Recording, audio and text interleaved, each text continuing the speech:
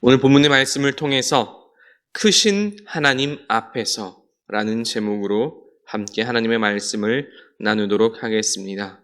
크신 하나님 앞에서 라는 제목입니다. 제가 어린이 시절의 이야기로 오늘 말씀을 시작해 보고자 합니다. 대략 초등학교 3학년, 4학년 그 즈음의 일이었습니다. 그날이 제 생일이었는지 무엇인지는 정확하게 기억이 나지 않는데요.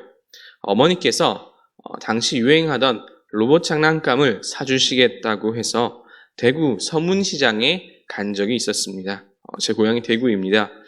저는 당시 TV에 나왔던 로봇 만화의 그 장난감이 너무 가지고 싶었는데 모처럼인지 어머니께서 큰맘 먹고 사주시겠다고 했습니다.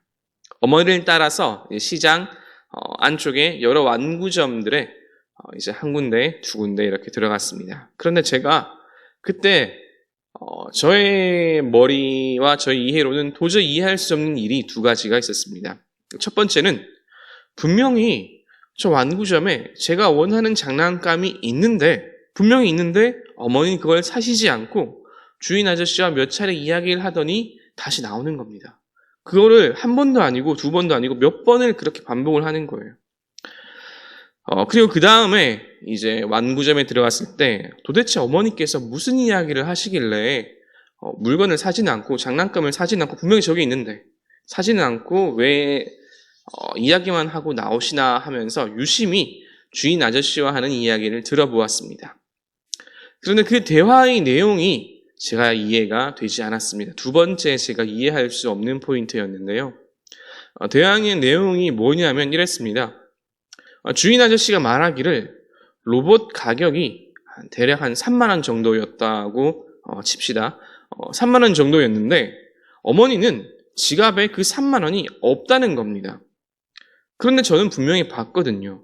집에서 어머니께서 지갑에 5만 원을 챙기는 거예요. 그래서 저는 옆에 있다가 그 주인 아저씨한테 이야기를 했습니다. 엄마한테 이야기를 한 게 아니고 주인 아저씨한테 이야기를 했어요. 엄마 지갑에 5만 원 있어요. 그 순간 어머니 표정이 굳는 것을 저는 보았습니다. 덩달아 주인 아저씨도 당황하는 모습을 보았습니다. 주인 아저씨도 흥정을 하는 도중에 이미 알고 계셨던 거죠. 주인 아저씨도 흥정을 한다라는 거를. 그 길로 저와 어머니는 바로 집으로 돌아갔고 장난감은 거의 몇 주 뒤에나 겨우 다시 살 수가 있었습니다. 저는 그때 어려서 물건 값을 흥정하려는 어머니의 그 크신 생각을 알지 못했다는 거죠. 그저 내가 지금 갖고 싶은 것 그리고 어머니 지갑에 그 돈이 얼마가 있다는 아주 단순한 생각만 했던 것입니다. 제가 이런 이야기를 했던 한 이유는 오늘 말씀에 나오는 이야기들도 이와 비슷한 이야기 가운데 하나이기 때문입니다. 욥은 인간의 생각으로는 다 알 수 없는, 다 측정할 수 없는 하나님의 전능하심과 위대하심에 대해서 이야기하기 때문입니다. 인간은 절대로 전능자의 생각을 다 알 수가 없지요. 또한 그 크신 권능 앞에서 무기력할 수밖에 없습니다. 이것을 욥은 오늘 26장의 말씀을 통해서 절절히 이야기하고 있습니다. 그러면 욥은 26장의 말씀을 통해서 이렇게 이야기한 이유가 무엇일까요? 그리고 본문의 말씀을 통해서 그리스도인들이 반드시 깨닫고 마음에 새겨야 하는 영적인 진리는 또한 무엇일까요?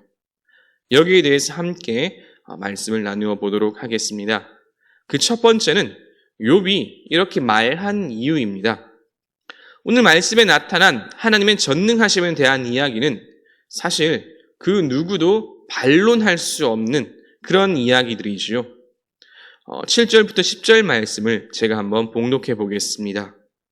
그는 북쪽을 허공에 펴시며 땅을 아무것도 없는 곳에 매다시며 물을 빽빽한 구름에 싸시나 그 밑의 구름이 찢어지지 아니하느니라. 그는 보름달을 가리시고 자기의 구름을 그 위에 펴시며 수면의 경계를 그으시니 빛과 어둠이 함께 끝나는 곳이니라. 아멘. 이와 같은 말씀들은 하나님을 믿는 사람들이라면 누구나 다 인정하며 누구나 다 알고 믿고 있는 말씀들이지요. 하나님의 전능하심, 하나님께서 이 세상과 온 우주를 창조하셨다라는 것을 표현하는 구절들입니다. 그런데 바로 이 점이 욥이 오늘 말씀을 이야기한 이유입니다. 그것은 하나님을 믿는 사람들이라면 누구나 다 알고 믿고 있다는 것이 욥이 이렇게 말한 핵심 포인트입니다. 그 이유는 욥이 이렇게 이야기한 26장의 말씀이 사실 앞선 25장, 그러니까 빌닷의 말에 대한 대답이기 때문입니다. 빌닷 역시 25장의 말씀에서 하나님의 주권과 전능하심에 대한 이야기를 했습니다. 예를 들자면 25장 2절과 3절의 말씀이지요. 제가 한번 읽어드리겠습니다. 하나님은 주권과 위엄을 가지셨고 높은 곳에서 화평을 베푸시느니라. 그의 군대를 어찌 계수할 수 있으랴. 그가 비추는 광명을 받지 않는 자가 누구냐. 아멘. 욥이 26장에서 했던 말씀과 비슷한 어조, 비슷한 뉘앙스이지요. 이와 같은 빌닷의 말에 욥도 하나님의 전능하심에 대해서 똑같이 26장에서 말하는 것입니다. 그렇게 말하는 것은 욥도 이미 그 모든 영적 진리들을 빌닷 못지않게 다 알고 있다는 것입니다. 다시 말하면 빌닷의 말은 욥에게 아무런 소용이 없고 의미가 없으며 필요 없는 말이라는 것이요. 욥은 빌닷의 그러한 말들이 위로의 말을 가장한 정죄의 말임을 간파한 것입니다. 그런데 종종 이와 같은 경우를 우리 주변에서도 보곤 합니다. 의도치 않았다 할지라도 교회 공동체 안에서도 이와 비슷한 상황이 가끔씩, 아주 가끔씩 나타나곤 하지요. 고통 가운데 있는 분들에게 왜 그런 고난이 왔는지, 혹은 그가 무엇을 잘못했는지 등등 위주할 고주할, 특히나 성경의 말씀이나 하나님의 이름으로 그렇게 이야기하는 것이 과연 어떤 의미가 있을까요? 오히려 그 사람을 더욱 괴롭게 할 뿐입니다. 욥기 전체를 관통하는 한 가지 주제 가운데 하나는요, 고난 가운데 있는 자들에게 진정으로 필요한 것은 충고나 가르침이 아니라 위로와 공감, 따뜻하게 안아주는 마음이라는 점입니다. 아무리 좋은 마음으로 말을 한다 한들 때로는 그조차도 상처가 될 수 있는 것이지요. 조언과 충고보다는 그 지체를 따뜻한 마음으로 안아주는 저와 여러분, 우리 공동체가 되길 주님의 이름으로 축복합니다. 두 번째는 오늘 말씀 가운데 담겨있는 아주 중요한 영적인 진리입니다. 그것은 크신 하나님 앞에서는 겸손해야 한다는 것입니다. 크신 하나님 앞에서 겸손해야 합니다. 더 정확히 말하면 겸손할 수밖에 없지요. 욥과 욥의 세 친구들의 지금까지의 주장을 잘 읽어보면 언제나 기본이 되는 전제가 한 가지 있습니다. 그것은 바로 하나님의 전지전능하심입니다.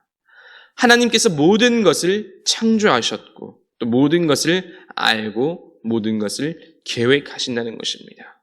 오늘 말씀의 핵심 요절인 14절의 말씀처럼 말이죠.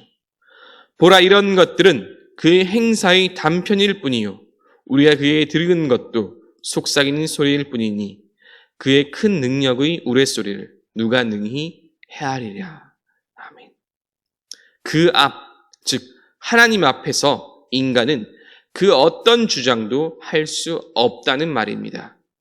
그것이 욥이 자신이 말하는 본인의 결백이든 혹은 세 친구들이 욥을 향해 하는 상대를 향한 정죄이든 말이지요. 욥이 말하는 것이 바로 이 점입니다.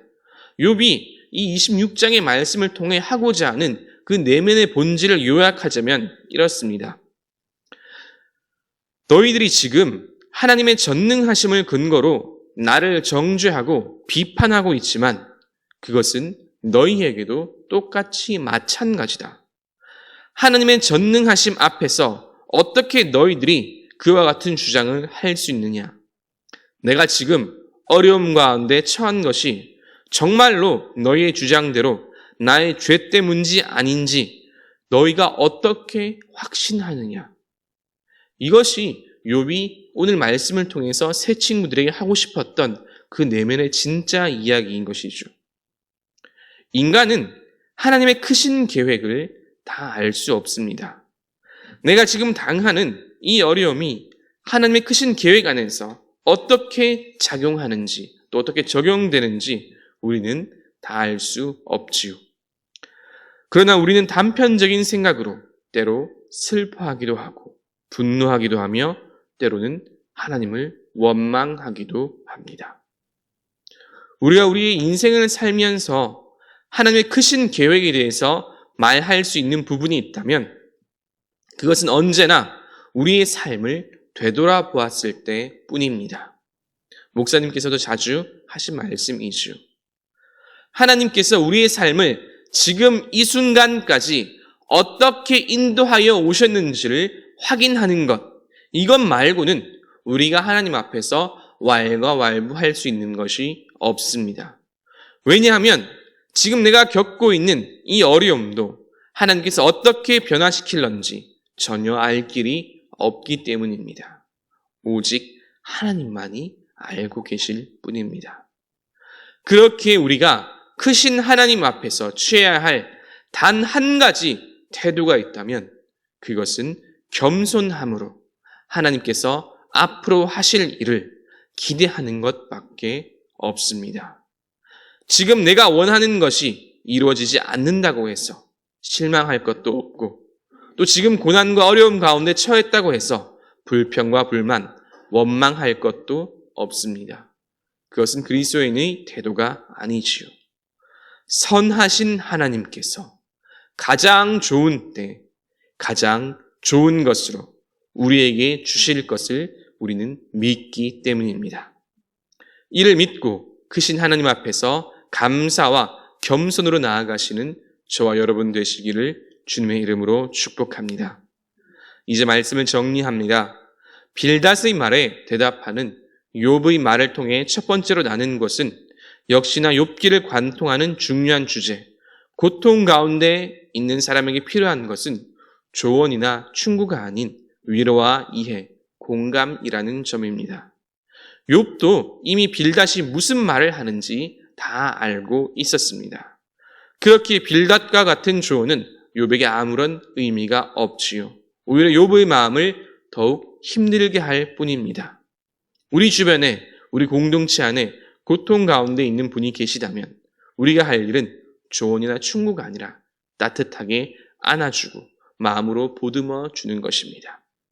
둘째는 크신 하나님 앞에서 우리가 취할 태도는 겸손과 감사라는 것입니다. 때로 우리 앞에 놓인 고난과 시련으로 인해서 불평과 원망을 할 수 있겠지만 그것은 바람직한 태도가 아닙니다. 왜냐하면 크신 하나님, 선하신 하나님은 언제나 우리에게 가장 좋은 때에 가장 좋은 것으로 주시기 때문입니다. 비록 지금 당장은 좋아 보이지 않을 수도 있겠지만 지난 우리의 삶을 돌아보면 여기까지 인도해 주신 하나님의 선한 손길을 우리는 느낄 수 있습니다. 오늘 말씀을 기억하시면서 크신 하나님 앞에서 감사와 겸손함으로 오늘 하루를 보내시는 저 여러분 되시기를 주님의 이름으로 축복합니다.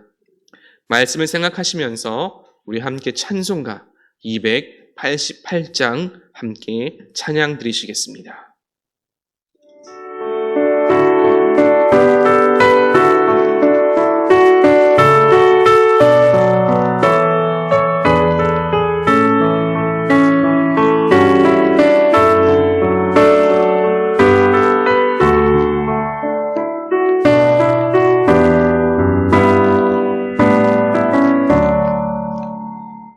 예수를 나의 구주 삼고